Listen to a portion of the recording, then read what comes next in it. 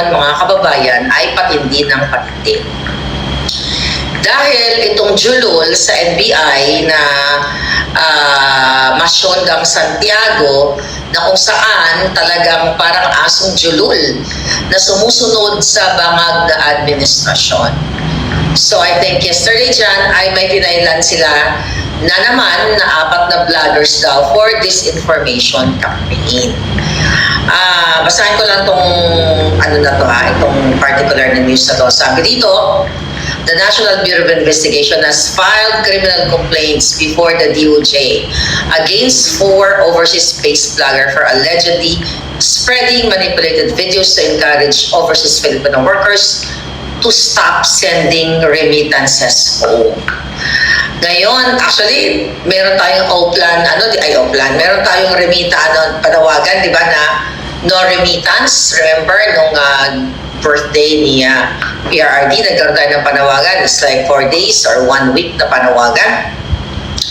So, I just don't know kung anong sinabi nitong vloggers na ito, pero ito po, I think, konektado sa panawagan na no remittance day as sign of protest laban sa mga bangag.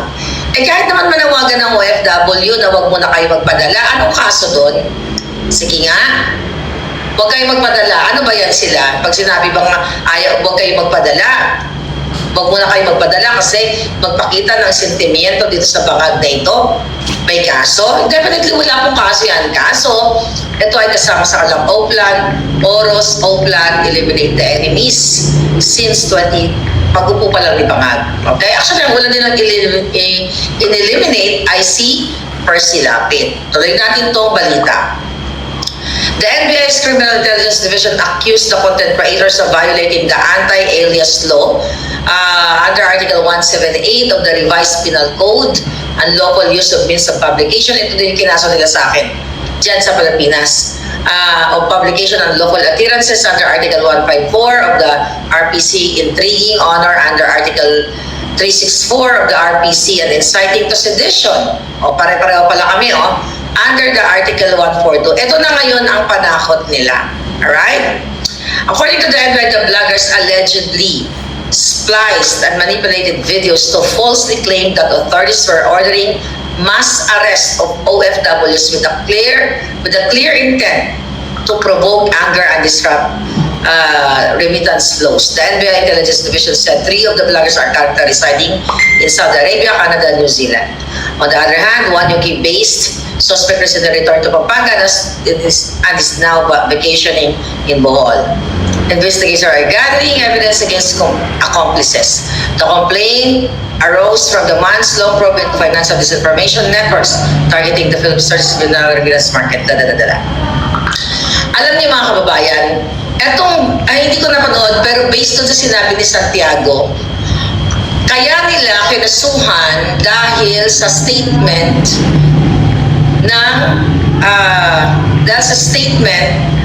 ng OFW na ang gobyerno, ang bangag, okay, ang NBI ay tina-target ang OFW. Ako mismo, hindi pa ba halata na tina-target tayo? At sinabi mismo mo, putang ina ka, ikaw jutang ina ka, NBI, kayong lahat, ay sinabi mo yan na you will hunt me down. Diba? Kaya kita na-report sa US Embassy, nakarating ka na sa DC, nung nasa Netherlands ako, sinabi mo yung ulul ka. Tapos ngayon, ineko lang yan ng mga Pilipino, ng mga OFW, yung pananakot mong waka ng ina ka, hindi ka pa kunin ng lupa. Tapos ngayon, dahil ini-echo yung mga sinasabi mo, na i-hunt mo ko, na kahit nasa Amerika ako, ay wag ako pakampante dahil you will hunt me down. When you say you hunt me down, it's either dukutin niyo ako, ipapapatay niyo ako. Kasi kung ginawa niyo na, di ba? Yung sinasabi niyong judicial process, yung tamang proseso, na mag-file kayo ng kaso against me. Sinumulan na ng buwaka ng inang taberna. Yan si Anthony Taberna, hindi ka pa kinukuha ng lupa.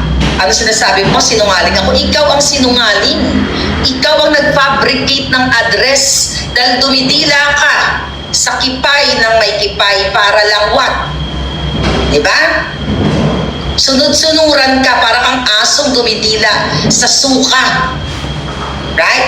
Para kang isang aso na dumidila sa kipay ng aso para lang sa iyong what? Pagsunod sa fabricated address na ginawa mo dyan sa Pasig na julul ka. Sino ang sinungaling sa atin? Ikaw na nag-violate o nag-abuso ng judicial process sa Pilipinas? Paano mo binerify? Di ba journalist ka?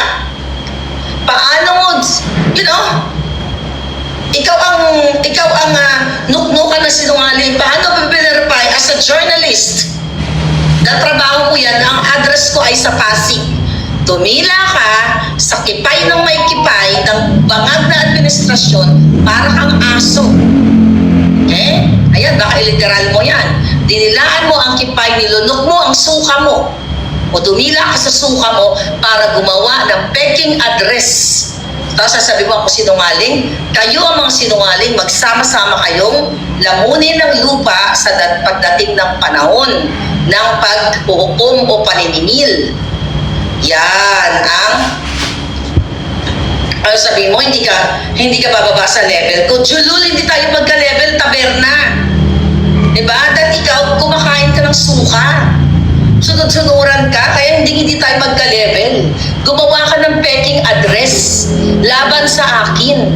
At sino ang nagputos sa'yo? Hindi ang bangag administrasyon? Sige nga, magpaliwanag ka.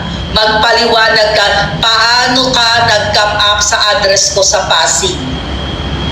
Sagutin mo. Kung sinong sinungaling sa akin, buha ka ng ina ka. Paano ka nag-file ng case noong 2022?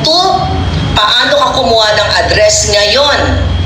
Itong mga vloggers na ito, dahil sinabi lang, pag connect tayo, yung mga kinasuhan, nandyan po yung email ko. Mag-email kayo sa akin, di ko alam kasi kung sino-sino kayo, we can help each other, I can help you, I can advise you whatsoever ang pwede natin gawin. Kasi mga kababayan, 2023, ko pa sinabi sa inyo to, itong Oplan Eliminate the Enemies, ito ngayon Oplan Oros, it's the same story. Ngayon, hindi, ineko lang ng mga vloggers na, tinatakot ng NBI ang mga ordinaryong citizen, ang ordinaryong mga OFW. Imagine nyo, naturiyan kayo bagong bayani, tapos kakasuhan kayo ng mga buwakan ng ina, pagdating nyo, aarestuhin kayo. Sinabi mismo niya, pagdating ay aarestuhin ka agad nila sa airport. Imagine mo, hindi ka pa convicted sa kaso mo, ginawan ka ng kaso, aarestuhin ka na pagdating. Ganyan kabulok ang gobyerno ni Bangag. May due process dapat ang lahat, pero dahil gusto nila, kasama ito sa Oplan Oros ito, patahimikin ang mga kumakampi kay Duterte, ang sumusuporta kay Pastor Kibuloy, ang sumusuporta kay Atty. Vic, o lahat ng mga anti-Bangag. Yan mga kababayan. So, ang tagal ko nang sinabi sa inyo, kaya kailangan na talagang pumilos ninyong lahat na mag-speak up kasi lalo na ngayong eleksyon, alam nila na talagang yung kanilang mga kandidato ay pupunta sa Itodoro. Ang kanilang mga kandidato, nag-aalisa na ngayon kanilang mga alyansa ng mga Bangag, di ba? Nagsilipatan na nga. Dahil alam nila na talagang bulok na bulok at bangag na bangag, ngiwi na ngiwi ang gobyerno ni Satanas at ni Marcos Jr. Ngayon, mga kababayan, itong mga vloggers na ito, kailangan nating magtulungan. Yung mga, I don't know if you guys, vloggers o baka ordinaryong taga-comment lang kayo. Ganito kahayop ang gobyerno ni Marcos Jr. At ang sabi pa nila, hahantingin kami. Ako na lang, hindi ba totoo? Buha ka ng inakadjulol ka Santiago, hindi ba totoo yan? Na tinakot-takot mo ako, akala mo na natatakot ako sa'yo, na ahantingin mo ako sa Amerika. Sinabi mo yan, hindi mo na yan mababawi dahil tinranscribe ko na lahat yan, diba? Dahil doon pa lang, sa The Hague, sa US Embassy, nireport ko na yung pangdanakot mo at yan ay threat na pwede magaling kang gumurgur ng tagal, mamamatay tao ka naman, di ba? Ilan ba nagurgur mo? Oh, shooter ka nga eh, may pag-ganon-ganon ka pa. Oh, sabi dun sa interview mo, magaling kang gumurgur, magaling kang magganyan. Buat, yeah, juang na talaga kayo. Ngayon, mga papalaga, napanood ko yung kadyutahan nilang interview, nasabi nila doon, ako talaga pinatututunguhan nila. Diba? Galit na galit talaga sila, gigil na gigil sila sa alindog ko, na pag dumami na raw yung kaso na ipapile nila na cyber libel, baka daw pwede silang makipag-ugnayan sa Amerika. Para what? Ipadukot ako. Mga julul. Okay? Hindi nyo ako mapapadukot ng legal kung, I mean, it's not legal, walang legal na dukot. Ang sabi kasi nila, ni NBI Julul Director, pag marami na raw na isang pangkaso sa akin na cyber libel, baka daw pwede na silang makipag-ugnayan dito sa Amerika. Para what? Para ipa-extradite?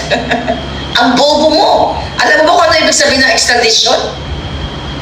Maipa-extradite nyo lang ang isang tao kung citizen sa bansa niyo, mga julul. Di ba? Abogado ka ba? Abogado. Alright.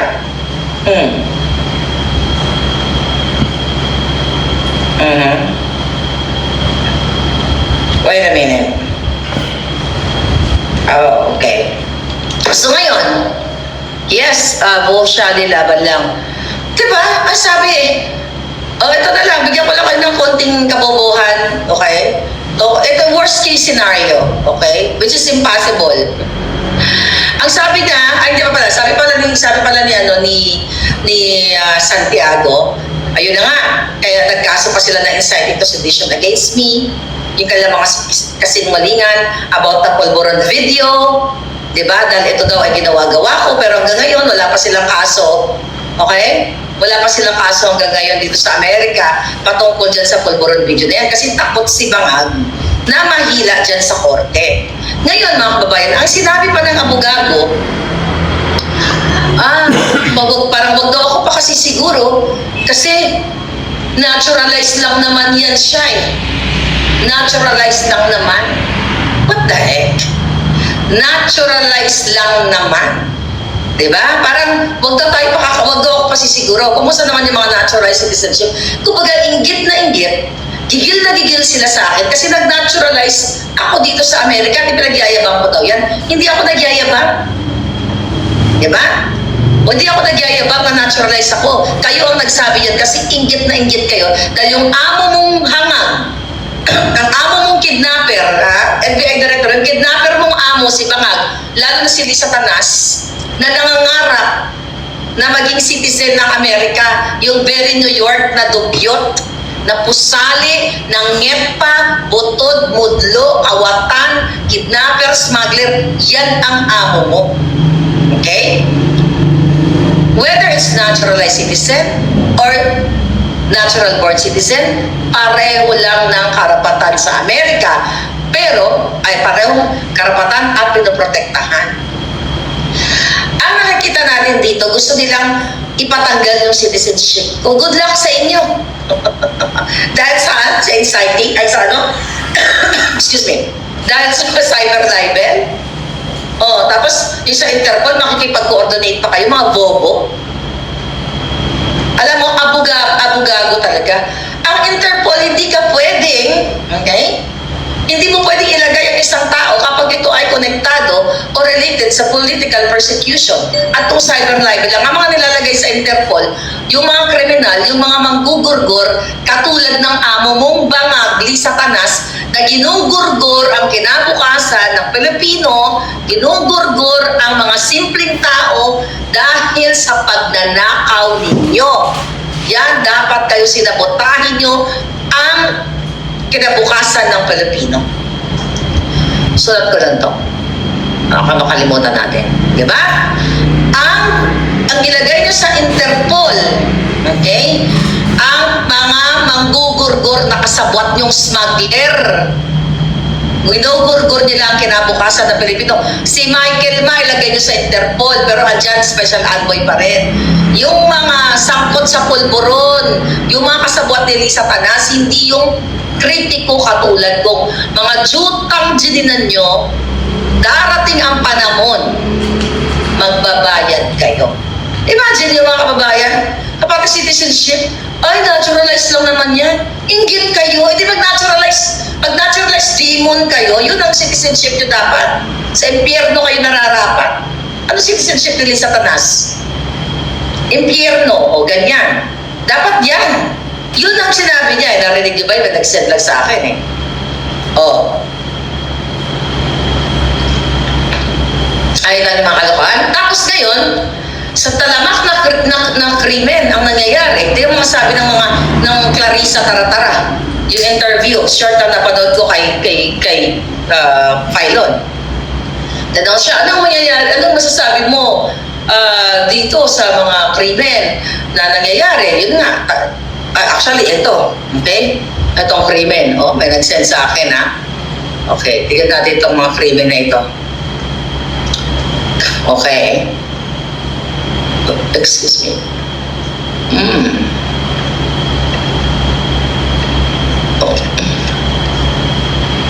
Okay. Dali, itong krimen na ito. Okay. Itong krimen. Imagine mo ito ha. Ito mga kababayan. Ready na yung kanina. Ready na yung mga krimen na nangyayari. Alright. Oh, like this. Okay, anong date ngayon? 23. Okay. Ito. Mga krimen. Okay. Okay. 12 years old, nanalagitang nangingi ng tulong, dinakawan at sinaksak pa. Alright? Alright. Ang dami. Okay. Ito. But anyway, wala yung computer ko. Alright. So ngayon mga kababayan,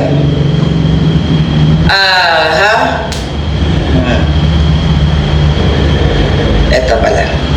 Ito, mas easy dito sa computer. Ay, sa laptop ko.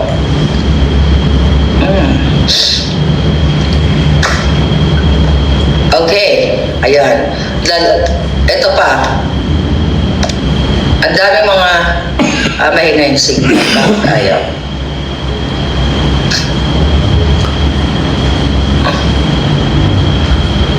Lalaking may kaalitan, o mga ganon, kagawad, na umawat sa away, tinarakan.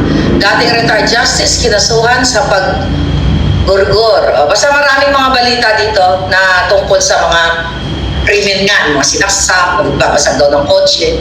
Nasasabi dyan ng Malacanang, yung Taratara na spokesperson ng Malacanang, ay, hindi naman din. Paglabas ko sa bahay, wala naman ako nakita saksakan. Wala naman ako nakita bagsakan na may mga nagbabasag ng kotse. Sabi niya kasi yung mga media, yung mga nagbabalita, yun ang binabalita nila, isolated.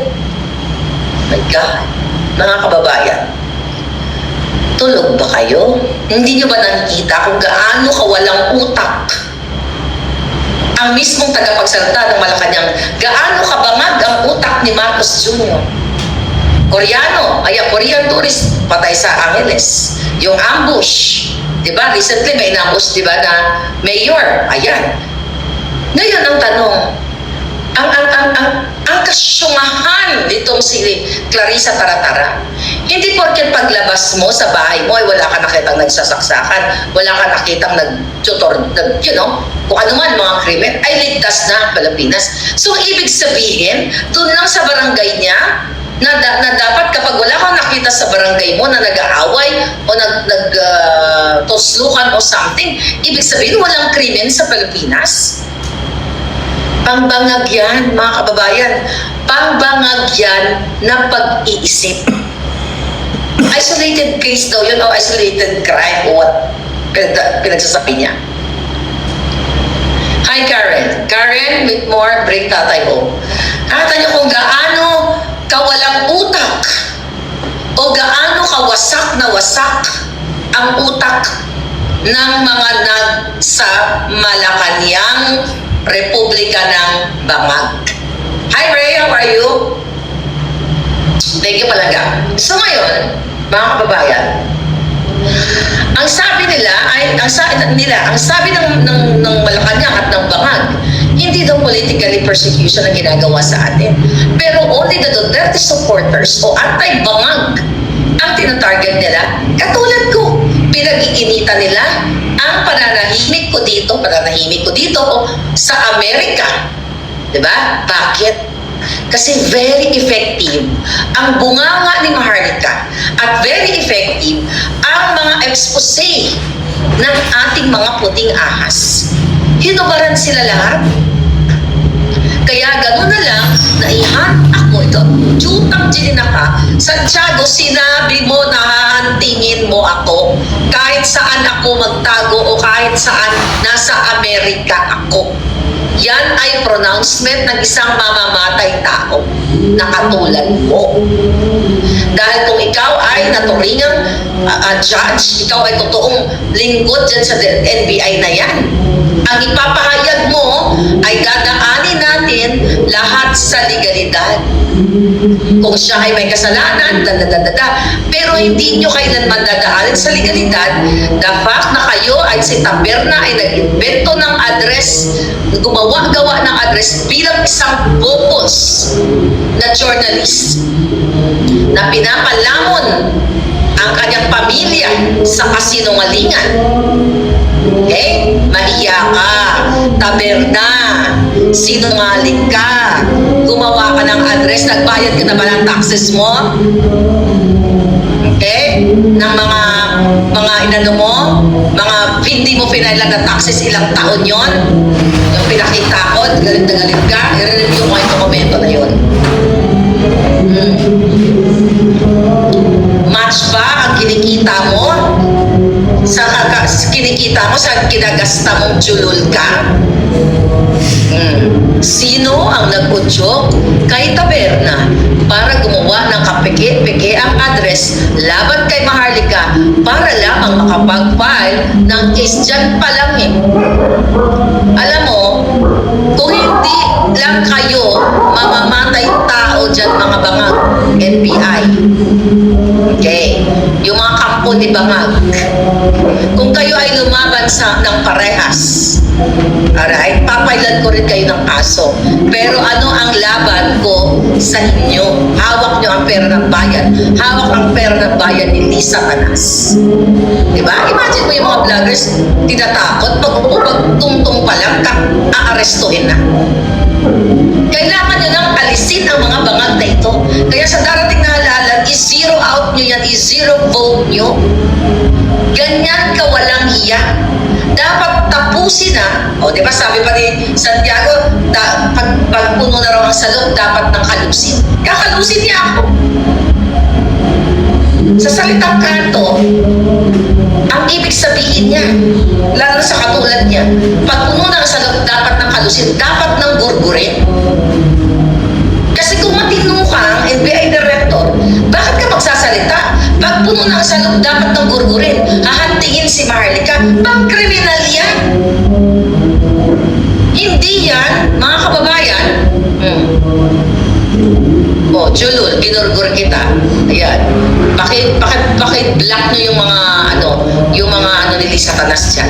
Yan, mga binabayaran ng Bangag administration, yung mga trolls. Okay? Para what? Ayan, ang dami nila, para fearmonger at mag-create ng narrative. Ayan sila, Diyan mo lahat, ang dami, block natin. Block natin ang mga Julul para konti lang ang kita nila. Alright? Zero vote. 20 bigas, budol so, mamaya pupunta tayo sa 20 kilo na bigas. So, ganito kayo takutin. Ako tinatakot nila, pero hindi sila magwagi-wagi. O, nakita niyo ba yung mga alindog ko dyan? Palakad-lakad. Kung nalaban lang ng parehas yung mga yawa na ito, mga kababayan, hindi sila magwawagi. Kaya lang, ang kanilang nagre-resort sila sa gurgur. Nagre-resort sila sa pananakot, panininda, kakasuhan. Anong kalaban-laban ng OFW? Sige nga. Yung kanilang Oplan Horos na yan. Anong ibig sabihin ng boros na yan? Okay? Horror o plan horror? Ano ang sinasabi nila doon sa kanilang sulat? Na, tignan natin yung kanilang sulat. I think, inano ko. Okay? Para paano patumbahin o depensahan ang bangag na pamumuno ni Bangag. Alright? Basahin ko lang saglit dito. Okay. Ang sabi dito, Oplan, the leader of Alyansa para, ang sabi dito, meeting schedule, ang date dito ay April 2022. Sige, isa-isay natin. As the leader of Alyansa, sabi dito, sino nagsabi nito? Si Dalipe, alright? Executive Vice President ng CMD, okay? Kung saan man galing ito, saan nila, I think this is legitimate, dahil ito ay reported na kahit kaya Jason, sana nakita ko na may nag-email din sa akin ito naging busy lang ang beauty ko. But anyway, ang sabi dito, Oplan Oros as the leader of Alyansa para sa Bagong Pilipinas, PBBM or Bangag continues to be attacked and smeared by Duterte's evil forces. Sila pa ngayon ang inaatake, mga kababayan? Nakita ninyo? Inaatake daw si Bangag? Hindi namin inaatake si Bangag. Minumulat lang namin ang taong bayan na ang presidente nyo ay addictus benedictus. Dumudugo na nga yung gilagid, ngumingiwi na, diba? Sumisinghot, even sa araw ng kagitingan, kitang-kita ang white powdery substance. Diba? Hindi namin inaatake ang bangag ng presidente. Siya ang umaatake sa freedom of speech. Siya ang umaatake sa buhay ng bawat Pilipino. Kayo ang umaatake, hindi lang siya, sa buhay ng OFW na tinatakot nyo, kakasuhan nyo, at pagdating sa airport ay pupusasan ninyo mga jotang dinigan nyo. Hindi pa kayo kunin ng lupa. Hi, I'm Jazz. Sabi pa dito ni Dalipe, dun sa sulat, is kindness and tolerance, okay, should not be exploited by the opponents. Kindness and tolerance. Mabait si Bangag, well, kindness and tolerance sa mga nakikinabang sa nagnanakaw ng salapi ng pera ng bayan. Yun yung kindness, yung mga nabibigyan ng ayuda at ginagamit na pambayad sa mga future, sa mga voters. Kaya kahit bigyan kayo ng ayuda, wag yung boto ang mga Bangag. Sabi pa dito, ayan to, his kindness and tolerance should not be exploited by the opponents, and his reign shall defend by every beneficiary of the Alyansa. Dapat daw idepensahan ng bawat beneficiaryo. Talagang didepensahan nyo. Dahil mga yawa kayo, nakikinabang kayo sa pera ng bayan. Kaya no wonder, talagang didepensahan nyo. Kaya makikipag-gurguran kayo, gugurgurin nyo kami sa media o sa literal na gurguran para magwagi lahat kayo, para makinabang kayo ng pera ng bayan, para maubos yung higupin ang national budget o yung taxpayers' money. Sabi ba, according to the President's instructions, may instruction pa si Bangag, Lakas CMD will continue to advance the Oplan Oros or Oros as a staunch ally to maintain the Alyansa's advantage post-midterm election. So meron silang Oplan Oros para protektahan si Bangag at atakihin ang mga anti-Duterte, ang mga anti-Bangag o yung mga Duterte supporters o yung mga supporter ng katotohanan. O anong sabi dito? What we've accomplished 1 year after the Oplan Oros formulated, ano dapat ang kailang ma-accomplish? Ano daw, the Alyansa has made ang kailang na-accomplish. Actually, ang Oplan na ito, sabi ko, 2023 pa ito. Okay, the Alyansa has made encouraging progress. We have greatly weakened, Duterte's evil force according to the Oplan Oros. Diba sabi ko sa'yo, pinahina daw nila tayo. Hindi tayo mapapahina. Kahit ang mga vloggers dyan sa Pilipinas na sinisintak nila, hanggang buhay si Maharlika, hindi tayo manghihinaan. Okay? Yun ang gusto nila. Kaya gusto nila akong gurgurin, gusto nila kunin ang citizenship ko, panghihimasukan pa nila ang batas na Amerika. Hindi kayo magwawaging mga julul kayo. Kaya ako tinatarget Isa ko si Ka-Eric, si Lorraine, si Harry, Attorney Glenn, lalo na kami nasa labas. Para manahimik yung bunganga namin dito sa kasasabi na Adictus Benedictus, si Marcos Jr. Mismo dito, sa kanilang Oplan Oras na ito palangga.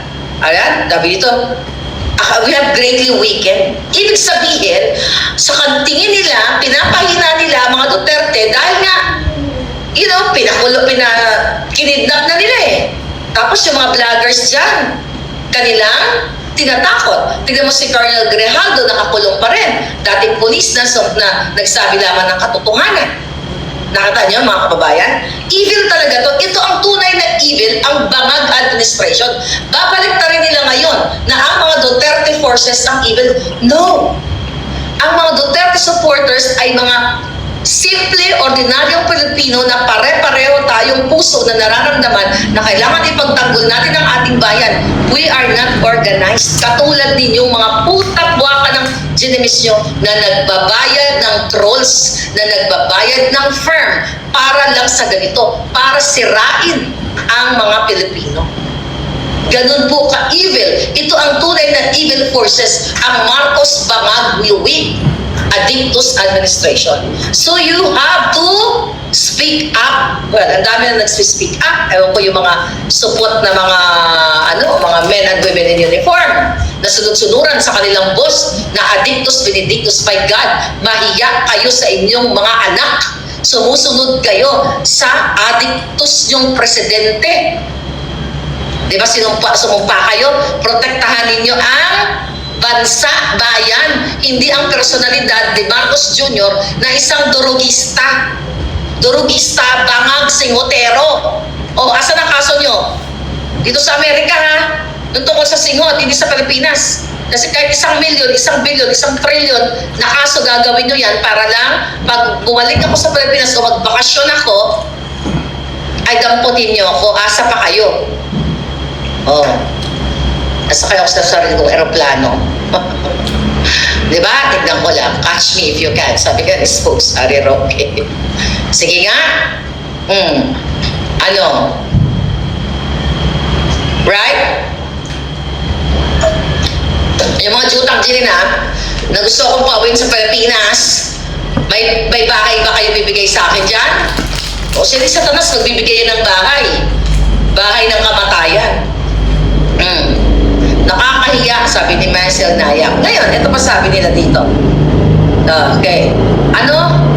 Ayan, ito sabi pa, with the optimistic midterm election situation, we are confident that Dutz will not be able to challenge the PBBM's leadership before 2028. We have accomplished what? Dutz Duterte.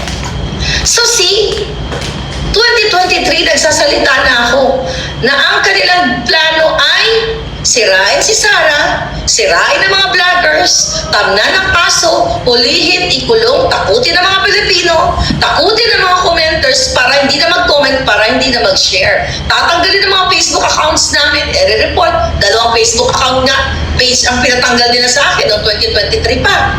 Was it 2024? Pero andito pa rin ako, buhay pa rin ako. Kaya ang ultimate, ang kanilang last resort is to gurgur me. Nagpadala na nga sila ng assassins. Di ba? Paulit-ulit itong sinabi yan. Si Satanas at ang bangag na administrasyon. Di ba? Kasama yan sa kasong sa mga nakasulat yan sa mga kasong sinasagot ko sa mga jutang ginemes. Ano sabi dito? Alright. Okay? Ano sabi niya dito? To continue, alright. The BBM leadership, okay, before, sabi ko na pala, how to defend?